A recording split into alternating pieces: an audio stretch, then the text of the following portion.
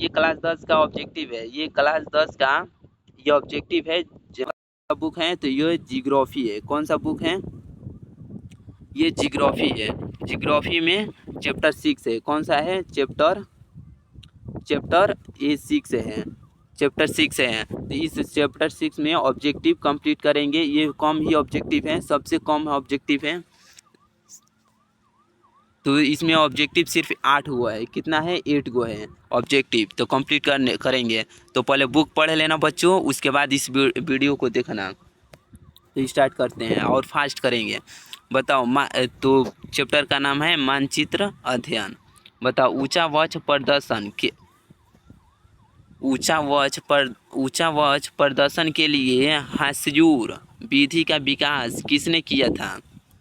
ऊंचा वक्ष प्रदर्शन के लिए हास्यूर विधि का विकास किसने किया था? तो यह किया था लेहमान। किसने किया था? नहीं, हाँ, लेहमान किया था। बी नंबर इसका आंसर होगा। बताओ दूसरा नंबर कि पर्वतीय छायांकन विधि में भू आकृतियों पर किस दिशा से प्रकाश पड़ने की कल्पना की जाती है? तो यह की जाती है उत्तर पश्चिम से। कहाँ से? उत्तर पश्चिम से। सी नंबर इसका आंसर होगा। बोलते चलो आंसर। तो तीसरा प्रश्न कह रहा है कि तीसरा प्रश्न की छोटी महीन खंडित रेखाओं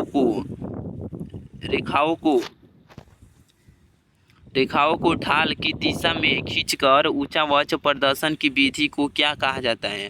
तो यह कहा जाता है, तीसरा प्रश्न कह रहा है कि किसको कहा जाता है? तो हास्यूर को। किसको? हास्यूर को। सी नंबर इसका आंसर होगा। तो चौथा प्रश्न कह रहा है कि तल चिन्ह की सहायता से किसी स्थान विशेष की मापी गई ऊंचाई को क्या कहा जाता है? बताओ, ये बहुत सिंपल प्रश्न है, बता सकते हो। स्थानीय ऊंचाई कहा जाता है। क्या कहा जाता है? स्थानीय ऊंचाई। ए नंबर इसका आंसर होगा।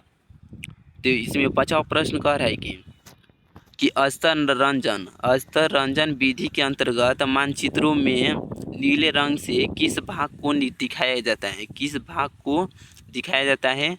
तो यह दिखाया जाता है जल को। किसको? जल को। डी नंबर इसका आंसर होगा। इसमें 6वां नंबर प्रश्न कह रहा है कि मानचित्र में मैदान को किस रंग से दिखलाया जाता है? मानचित्र में मैदान को किस रंग से दिखलाया जाता है? तो यह दिखलाया जाता है हरा। किस रंग से? तो हरा। ए नंबर इसका आंसर होगा। हरा रंग से दिखाया जाता है। 7 नंबर प्रश्न कह रहा है कि मानचित्र में सफ़ेद रंग किस आकृति को दर्शाता है? मानचित्र में सफ़ेद रंग किस आकृति को दर्शाता है? तो यह दर्शाता है हिमाच्छादित शिखर को। सी नंबर इसका आंसर होगा। बोलते चलो, ये इतना ही था। ये लास्ट ऑब्जेक्टिव है। मानचित्र में नीले रंग द्वारा किस भाग को दिखाया जाता है? नीले रंग द्वारा।